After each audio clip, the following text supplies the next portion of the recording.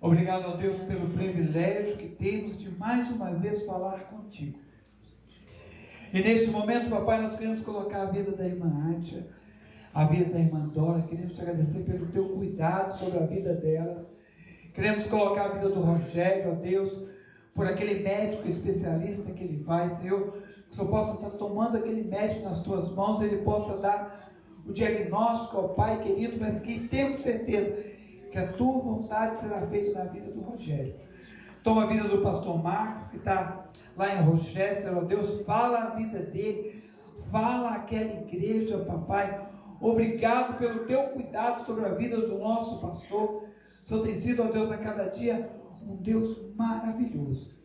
E neste momento, papai, nós te pedimos pela nossa igreja, por cada um que está aqui, por cada um que adentrou aqui ao salão. O Senhor conhece o coração, o Senhor conhece como está a vida dele, papai, e esquadrinha e vê se há algo que não é o teu querer. Faça um milagre na vida de cada um de nós, e que possamos, ó Pai, a cada dia sermos para o teu louvor e para a tua honra. É a oração que faço no nome de Jesus. Amém, Senhor. Podemos sentar. E eu queria convidar você a abrir a sua Bíblia em João 1, versículo 14. João, capítulo 1, versículo 14.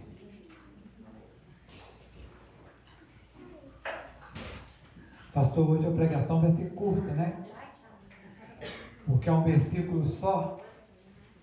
Então daqui a pouquinho, pastor, nós vamos embora. Não, pode ter certeza que Deus tem muito a falar conosco hoje, através desse versículo. Amém. Amém?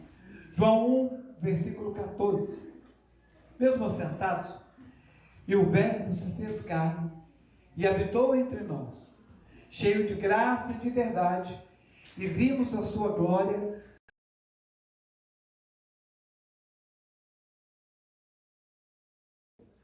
e o Verbo se fez carne e habitou entre nós, cheio de graça e de verdade, e vimos a sua glória, glória como do unigênito do Pai. Vamos orar de novo? Obrigado, papai, pela tua palavra lida. Obrigado a Deus, porque é a nossa regra de fé e prática. E agora, neste momento, papai, que o teu Santo Espírito fale aos nossos corações. Não aquilo que nós queremos ouvir, aquilo que vai amaciar o nosso ego, mas aquilo que nos confronte, a mudar o nosso modo de ser, a mudar a nossa vida, a mudar o nosso caminhar e estarmos, ó Deus, segundo os teus propósitos. Que possamos a cada dia andar e guardar os teus mandamentos. É a oração que faço no nome de Jesus. Amém, Senhor. Só antes de eu entrar na minha mensagem, eu queria fazer um convite aos irmãos. Nós estamos estudando o Salmo 119 na nossa escola bíblica dominical.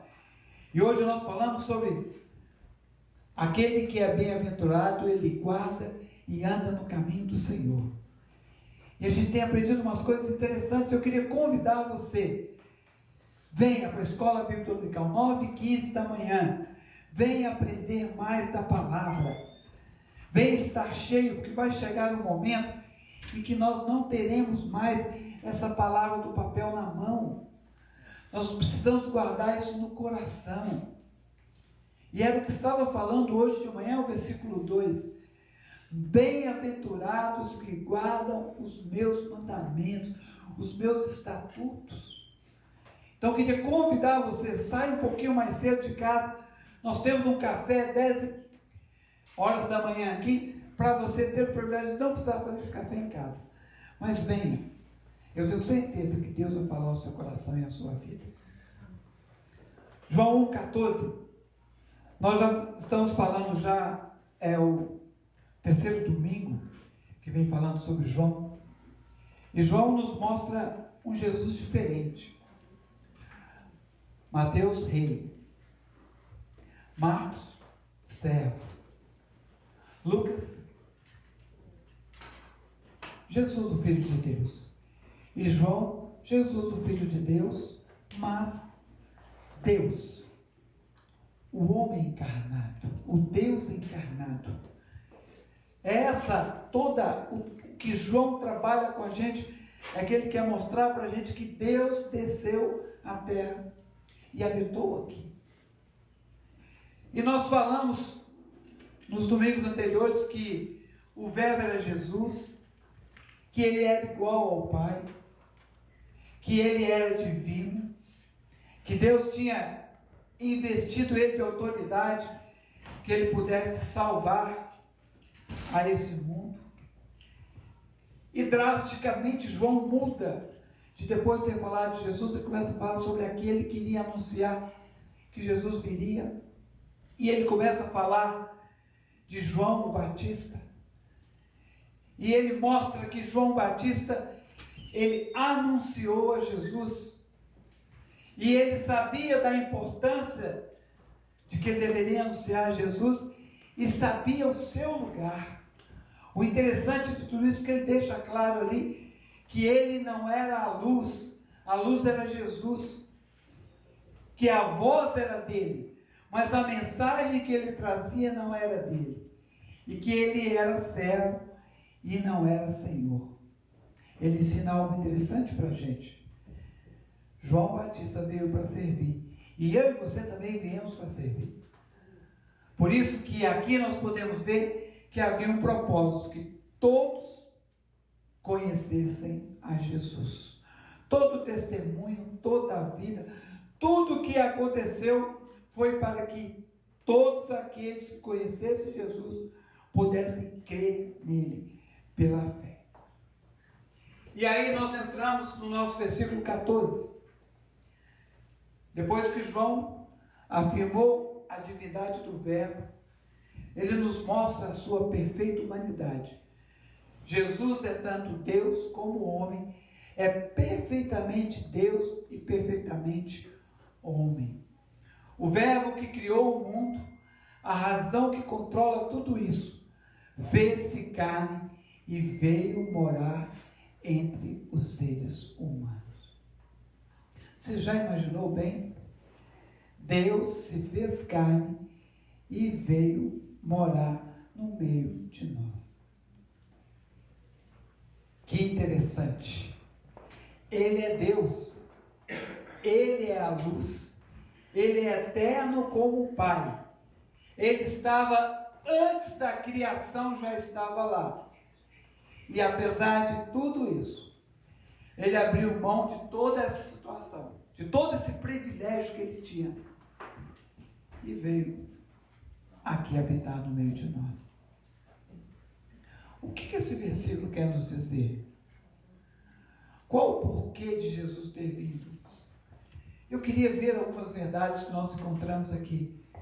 E qual o intuito disso? É de que você, a cada dia, solidifique a sua fé. Que as dificuldades vão vir, os problemas vão aparecer, mas a sua fé está firmada na rocha. Nesse versículo nós vemos algumas coisas que nos chamam a atenção para refletirmos de como nós temos andado. Eu queria começar na primeira frase que tem desse texto, desse primeiro versículo. O Verbo assumiu a natureza humana. João começa falando assim, e o Verbo se fez carne. Irmãos, essa expressão se fez aqui tem um sentido muito especial para nós. Não é um simplesmente se fez, ou se tornou, ou mudou, ou de ter pegado esse papel aqui, amassado, molhado com água e levado para fazer outra coisa, feito um copo. Não. Esse se fez aqui quer dizer muito mais além do que nós estamos imaginando. Por exemplo, o que aconteceu com a mulher de Ló? Ela olhou para trás se transformou, e a partir daquele momento ela continuou sendo a mulher de Ló? Não. Transformou, acabou, ficou lá. ela se tornou uma estátua de sal e deixou de ser a esposa dele. Mas quando Ló se tornou pai de Moabe e Amon, ele mudou alguma coisa? Ele continuou sendo Ló? Continuou sendo Ló. E é o que o texto quer nos mostrar aqui. O verbo se fez carne, mas esse verbo continuou sendo Deus. Muitos defendem que ele tomou a forma humana e deixou de ser Deus. Não. Aqui o texto nos mostra que ele continuou sendo Deus.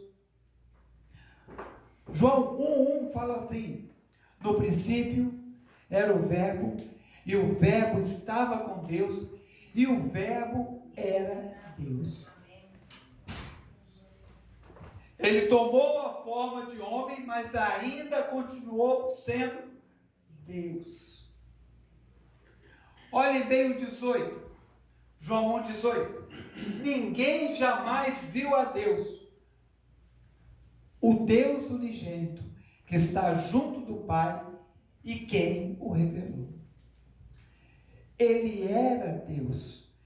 Ele é a segunda pessoa da Trindade. Ele assumiu esse corpo humano, mas não perdeu a sua natureza divina. O verbo se fez. Expressa que a pessoa muda sua propriedade e entra em uma nova condição e se torna alguma coisa que não era antes. O tempo verbal aqui utilizado mostra para a gente que houve uma definitiva e completação. Ou seja, não há volta dessa encarnação. Deus se tornou homem e esteve aqui. Quando o verbo se fez carne, as duas naturezas, divina e humana, se uniram, se fundiram, se tornou indivisível e inseparável.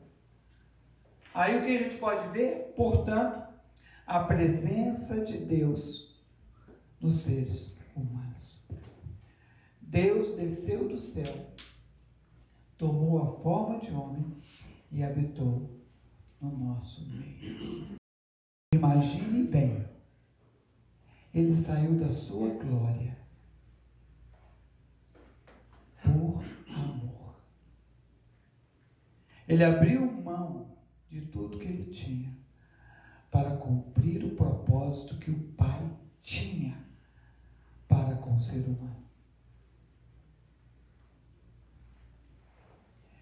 O Verbo eterno, pessoal, divino, o autoexistente, ele abriu mão de tudo que ele tinha, da glória dele, e pegou uma carne, uma pele, ossos. Ele tornou-se aqui na terra a presença de Deus. Ele fez-se um de nós, em tudo semelhante, mas com uma exceção: ele não tinha pecado. Que Deus é esse? Irmãos, nós podemos ficar imaginando como não podemos entender, como podemos questionar que Deus não tem estado aqui. Em Jesus Cristo, Deus se fez homem. Deus esteve presente aqui ao nosso lado. Ele andou. Ele passou pelas dificuldades e paixões deste mundo, por amor ao propósito que Deus tinha na nossa vida.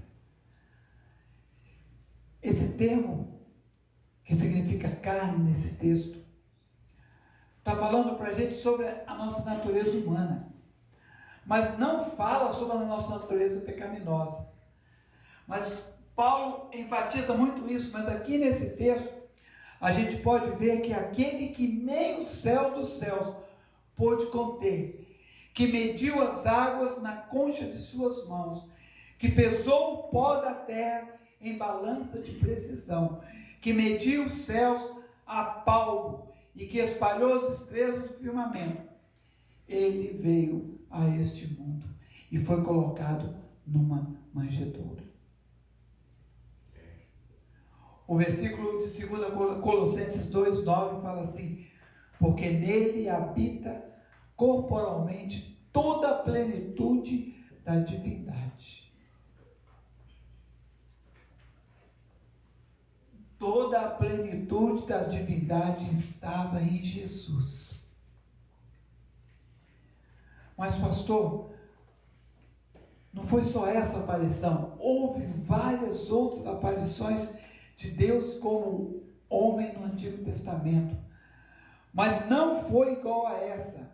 Em Abraão, quando ele se encontrou com Abraão, com Jacó, a Moisés, a Josué, todas essas vezes ele se apresentou a estes homens.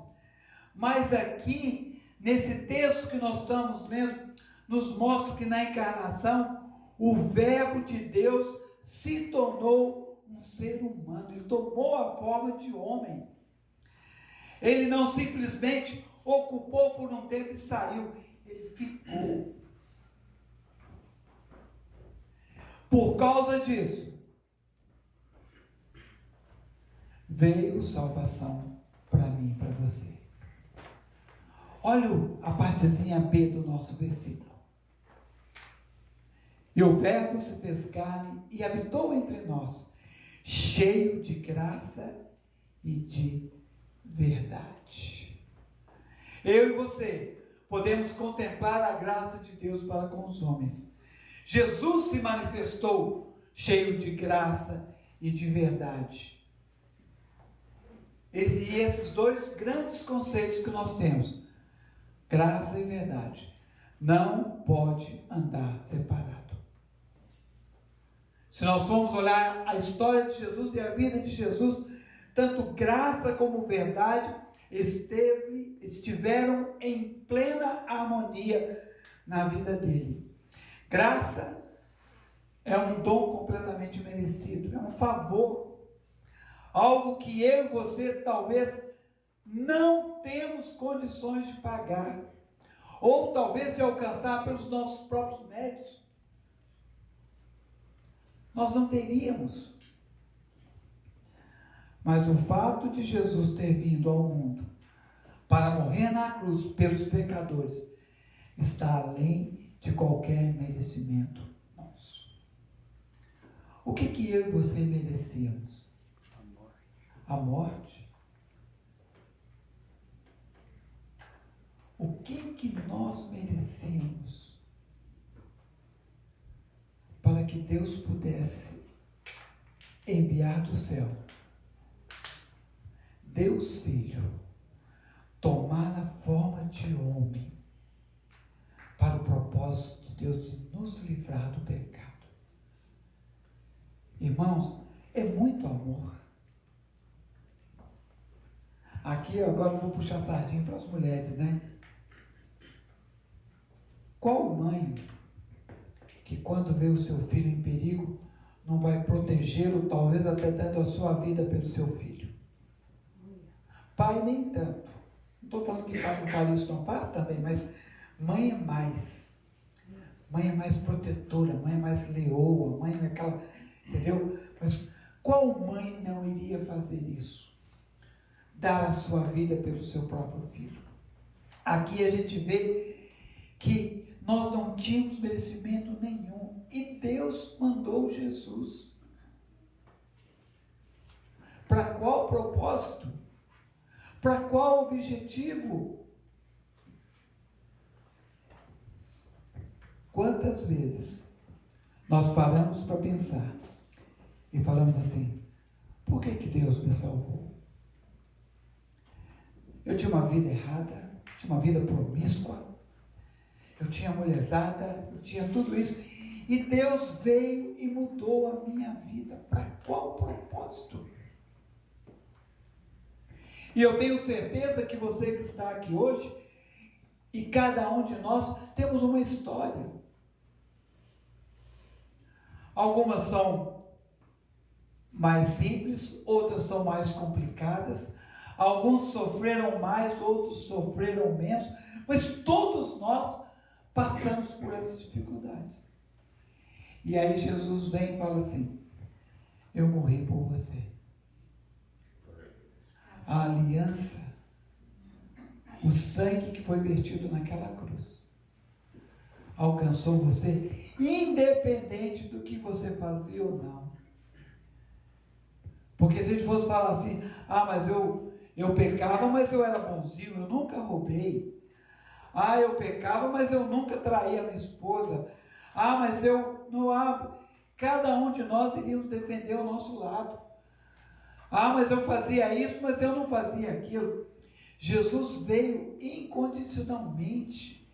Ele veio e falou assim: eu vim para todos. Todos, irmãos. Muitas vezes nós queremos olhar a nossa, acharmos que porque nós talvez não matemos uma pessoa, ou talvez faça algo que seja para a sociedade um crime macabro, mas pelo simples pecado, pela simples situação de nós falarmos uma mentira, é um pecado. Não vai nos deixar isentos daquele que é um criminoso que está roubando. Também é pecado. Pastor, a proporção é diferente. Mas para Deus não tem pecadinho nem pecadão. Tudo. E a gente vai mais além, porque todos pecaram e destituídos estão da glória de Deus. Não perguntou qual é o seu pecado. Não perguntou o que você fez. Ou Jesus perguntou para você antes de salvar você, perguntou a você: o que você fez? O que você quer que eu te salve? Não, ele te salvou incondicionalmente. Ele entrou na sua vida e não perguntou o porquê. Mas ele simplesmente queria mudar a sua vida de direção. É esse o propósito dele ter vindo à terra.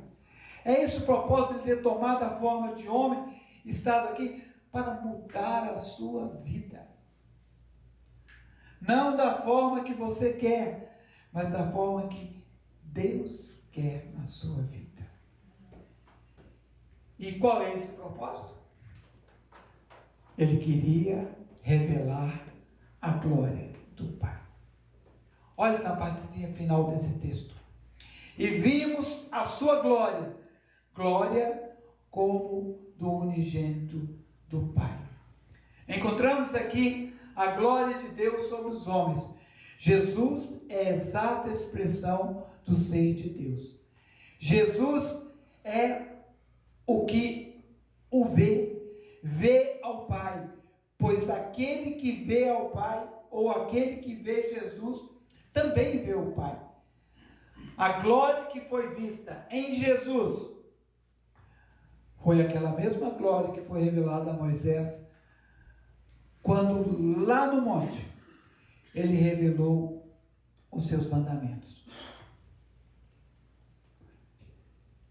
Mas algo nos chama a atenção aqui, que aquela mesma glória, ela foi manifestada aqui, com uma diferença: cheio de graça e de verdade. Cheio de graça e de verdade. Esta glória, irmão, que era manifestada na palavra encarnada, Jesus, e que se tornou visível a nós, e que Jesus era apresentado por onde andou pela Galileia e pela Judeia com uma luz especial. Talvez nós achemos que Jesus, por onde ele andava, brilhava uma auréola, ou brilhava uma luz diferente. Jesus era diferente, Jesus não fazia o que acontecia, não. Ele era um homem como um outro qualquer, sem pecado. Ele não tinha uma auréola que parecia ser santo. Nada o distinguia. Ele era uma pessoa normal, era uma pessoa comum, com uma pequena característica somente. Ele era o Filho de Deus. Mas o nosso amigo João continua falando para a gente. E ele deixa mais claro esse texto ainda. Que ele fala assim, que essa glória se manifestou, não foi percebida por todos, quando ele estava realizando o milagre. Ela precisava ser revelada. A glória de Jesus precisava ser revelada a cada um de nós. Vamos lá em João 2,11.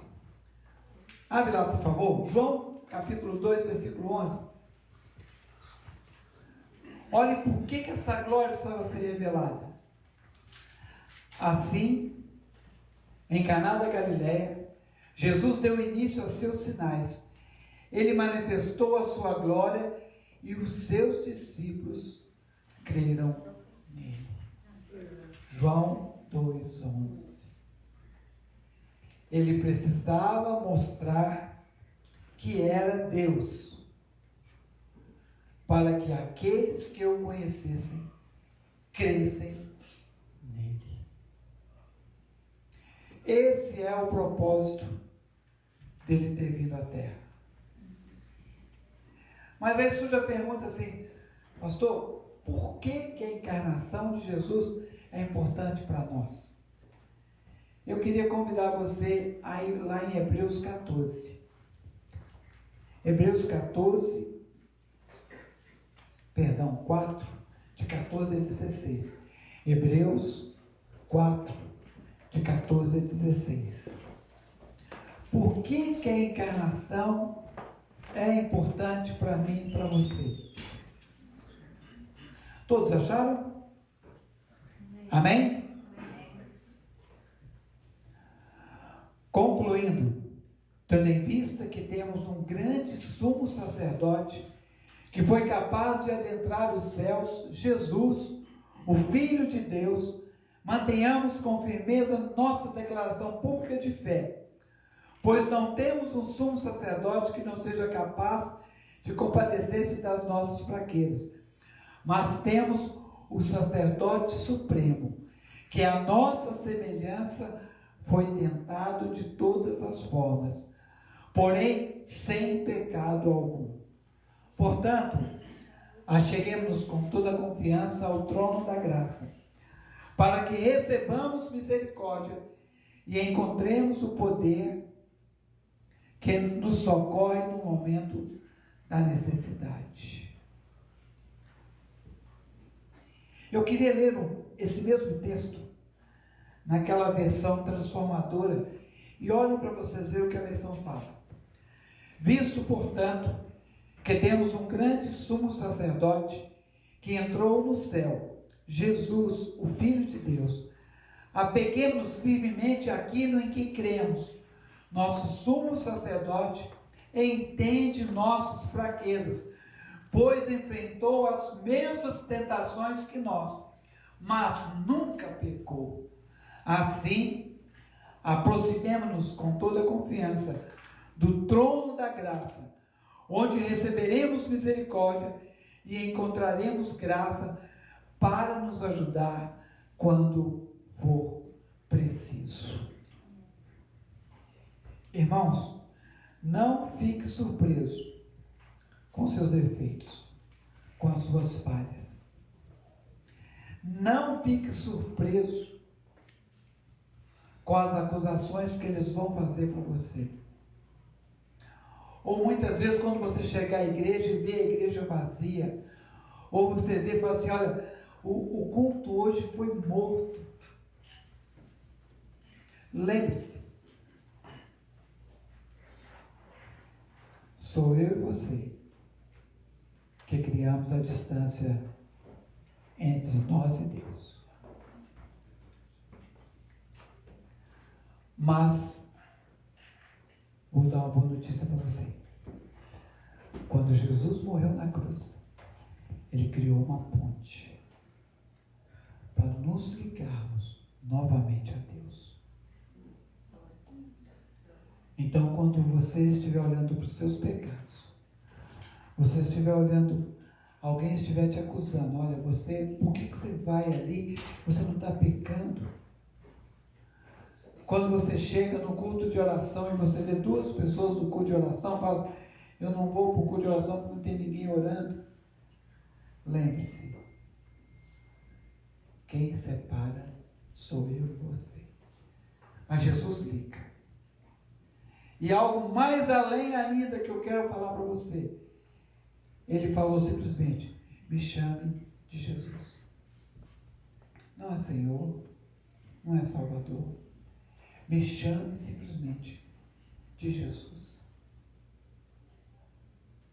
Meu irmão, minha irmã,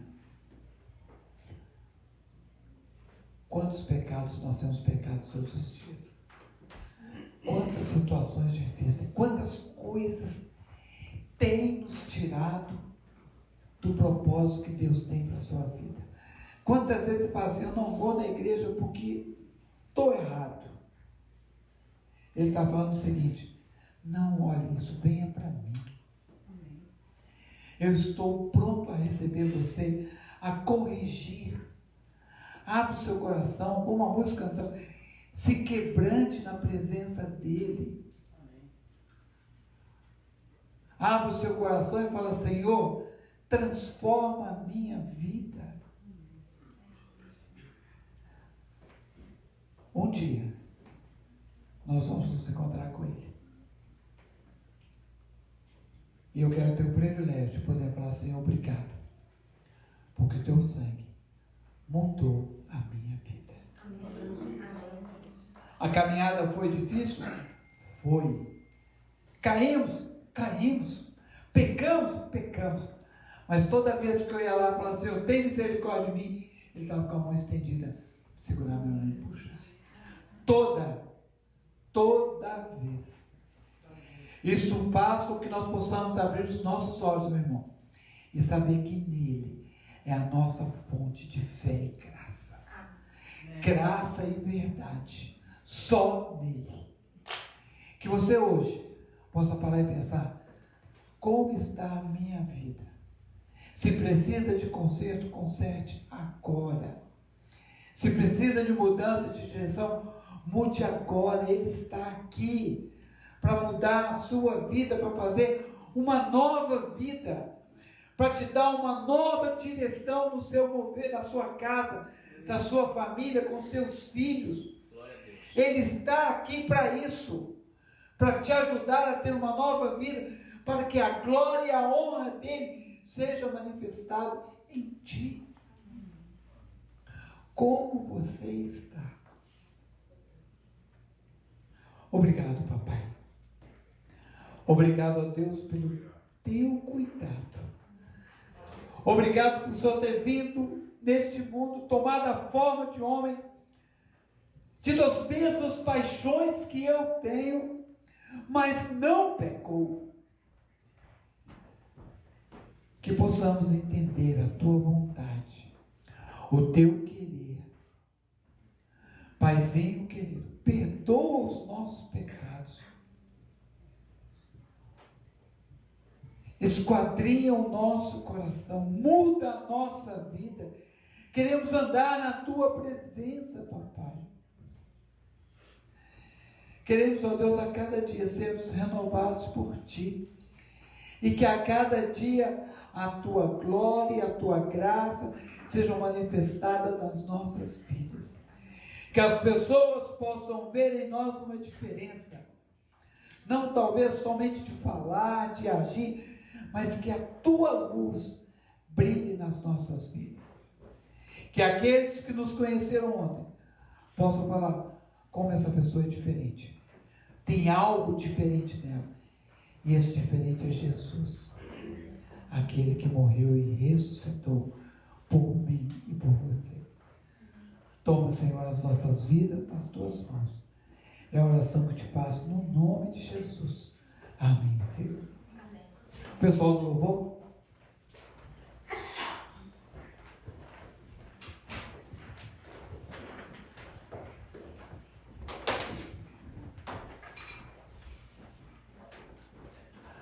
Adorar a Deus é amor e dedicação. E eu e você precisamos reconhecer que o Senhor deve ser o Salvador da nossa vida. E quando nós adoramos a Deus, nós mostramos que Ele é o nosso único Deus. Adorar é dar louvor, honra e glória a Deus. Não há nada nem ninguém como Deus que merece a nossa adoração. Só Ele deve ser adorado.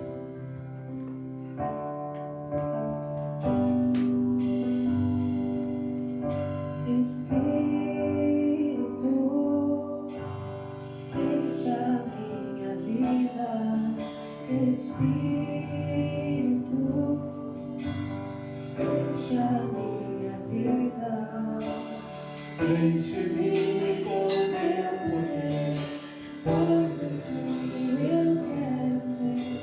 Espírito, enche o meu ser. Espírito,